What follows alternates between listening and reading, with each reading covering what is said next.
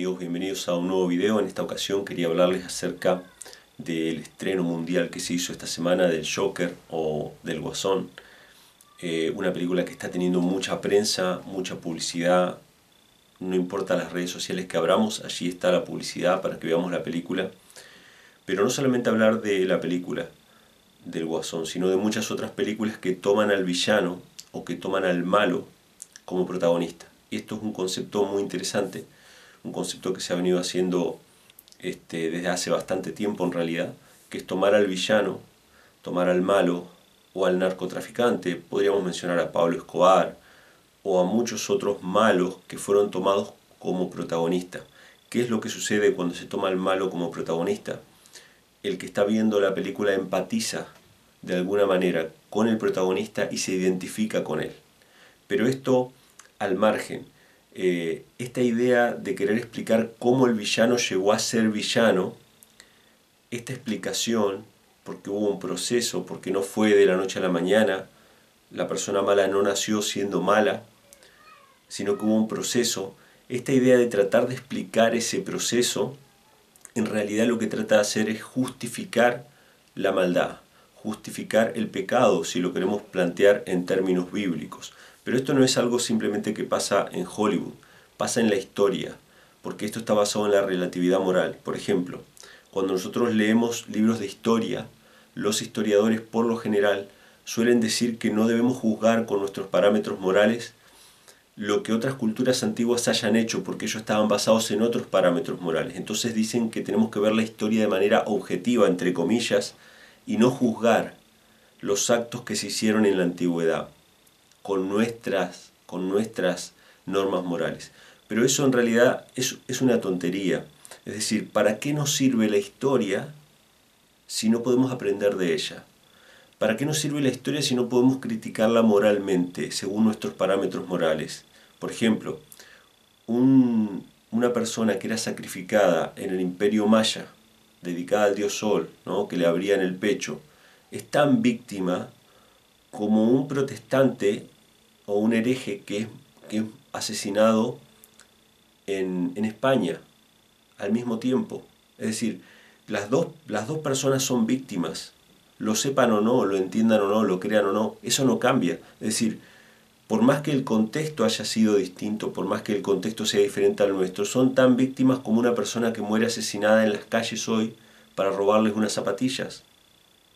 Entonces, no pueden cambiar los principios morales, no pueden ser relativos al tiempo o a la historia. Sin embargo, esto pasa en la historia. Con el objeto de tratar de entender por qué se hacía tal cosa, en realidad se está tratando de justificar. Es decir, los sacrificios humanos en el Imperio Maya eran un crimen, los asesinatos de la Inquisición española eran un crimen, y cualquier asesinato que se cometa hoy en día en nombre de cualquier causa sigue siendo un crimen. Entonces no podemos cambiar nuestras reglas morales de acuerdo a la época. Pero volviendo al tema del Guasón, esta idea de querer explicar el proceso de por qué una persona se convierte en un villano o en alguien malo, o por qué reacciona de tal manera ante las injusticias de la sociedad, en realidad es un intento de justificar el mal. Y quiero dar un ejemplo con respecto a esto en las Sagradas Escrituras. La Biblia habla de dos misterios en la Biblia. Uno es el misterio de la iniquidad y el otro es el misterio de la piedad. El misterio de la iniquidad consiste en que no hay una explicación para que haya surgido el mal o el pecado en el universo. Dios creó todo perfecto, creó a todos sus ángeles, pero uno de ellos, el más exaltado de todos, el que seguía en orden a Cristo, es decir, estaba el Padre, estaba Cristo, y el que le seguía en orden a Cristo, en gloria y en honra, era el ser creado más honrado por Dios, era Lucifer. Y en algún momento, nadie sabe por qué, sigue siendo un misterio hasta ahora, surgió la envidia, surgieron los celos, surgió la arrogancia, surgió el orgullo, a causa, dice la Escritura, de su hermosura, de la multitud de sus contrataciones, de los tratos que tenía, era una persona muy consultada. Era el ángel más exaltado del cielo y en un momento se rebeló contra el gobierno de Dios. Y ese misterio, es decir, ¿por qué surgió el pecado en Lucifer? Que fue después el que trajo el pecado a la tierra, porque nosotros podríamos explicar por qué Adán y Eva pecaron. Podríamos explicarlo y decir, bueno, fueron tentados por Satanás.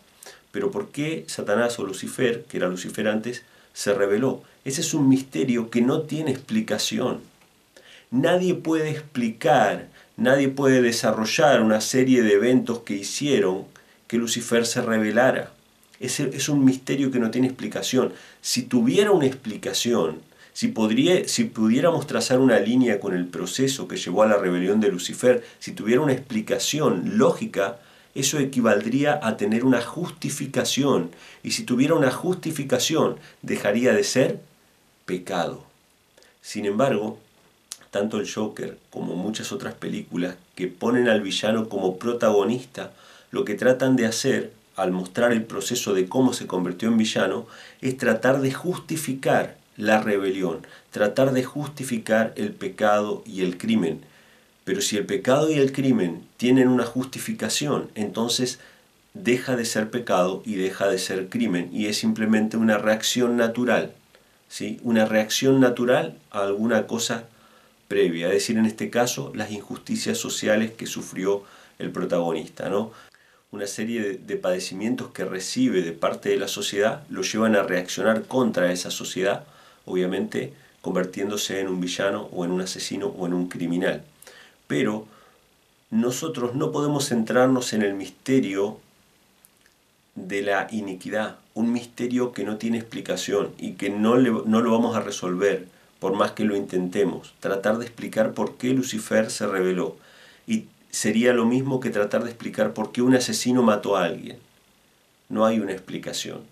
Uno puede aludir a un montón de circunstancias que rodearon a ese hecho, pero el hecho en sí fue una decisión propia, sin explicación y sin excusa del criminal.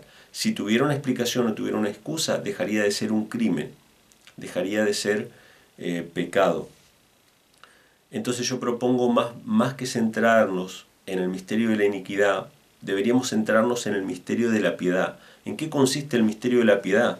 El misterio de la piedad consiste en que Dios, siendo nosotros malos, habiéndonos revelado, habiendo escuchado la voz de Lucifer y seguido sus caminos, habiendo metido la muerte en esta creación básicamente, al desobedecer a Dios y a violar sus leyes, habiendo pasado todo eso, Dios decidió entregar a su Hijo por nosotros. ¿Por qué? ¿Qué explicación le vamos a encontrar? No hay explicación, es un misterio. ¿Por qué Dios amó al mundo? La Biblia lo dice, de tal manera amó Dios al mundo que dio a su Hijo. ¿Por qué lo amó? No lo dice. Porque el amor no tiene explicación. Nosotros cuando amamos a alguien, amamos por ejemplo, amamos a un hijo, y yo podría decir, bueno, yo amo a mi hijo porque salió de mí. Pero ¿qué pasa con las personas adoptadas? ¿Acaso esos padres no aman a sus hijos? También los aman. Y no hay una explicación lógica. No es simplemente porque salió de adentro nuestro. Lo amamos porque lo amamos. Y a veces lo amamos aunque no sean personas buenas. Y a veces amamos aunque nuestros hijos puedan hacer algo malo.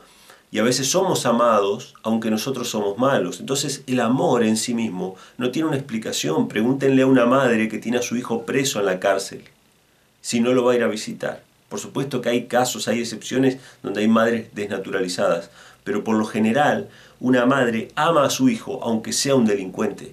El amor no tiene explicación, no hay una justificación para el amor. Entonces tenemos dos misterios en la Biblia, en la vida, en el universo, en la realidad. En realidad la Biblia nos refleja la realidad y la pone en palabras escritas. Hay dos misterios, el misterio de la iniquidad, que no tiene explicación de por qué el pecado surgió y no tiene explicación de por qué nosotros pecamos, no hay una explicación, es nuestra decisión consciente de pecar si decidimos eso, o el misterio de la piedad. Y yo me quedo con el misterio de la piedad y meditar en el amor de Dios, meditar en ese amor que fue tan grande que aunque nosotros no sabíamos, aunque nosotros ni siquiera sabíamos que Dios nos amaba, Él estuvo dispuesto a entregar a su Hijo. Y al dar a su hijo, darse a sí mismo también, porque tenía que ver morir a su hijo por la raza culpable, por el mundo caído. Entonces tenemos esos dos misterios y yo invito más bien a meditar en el segundo, ¿no? En El misterio de la piedad. Todo lo demás, todas estas películas, tanto el Joker como muchas otras que ponen al villano como protagonista y tratan de explicar el proceso de por qué el villano se convirtió en villano, en realidad es una especie de versión satánica o una versión del diablo tratando de justificar por qué él se rebeló. ¿Sí? Entonces la exaltación de un rebelde, la exaltación de un criminal, no es ni más ni menos, en otras palabras, que la exaltación de Lucifer, la exaltación del pecado, la exaltación del delito, la exaltación del crimen, y nosotros más bien deberíamos exaltar el amor de Dios, más que exaltar el crimen, el pecado o el delito. Bueno, eso era todo mi comentario sobre esta película y lo que yo creo que hay detrás, o el mensaje que está detrás de esta película. Gracias por haber visto este video, suscríbete al canal, déjale tu like si te gustó y deja tus comentarios acá abajo qué opinás acerca de la película o de todas estas películas que tratan de exaltar a los villanos o de poner a los villanos como protagonistas. Déjame todos tus comentarios y bueno, nos estaremos viendo en el próximo video.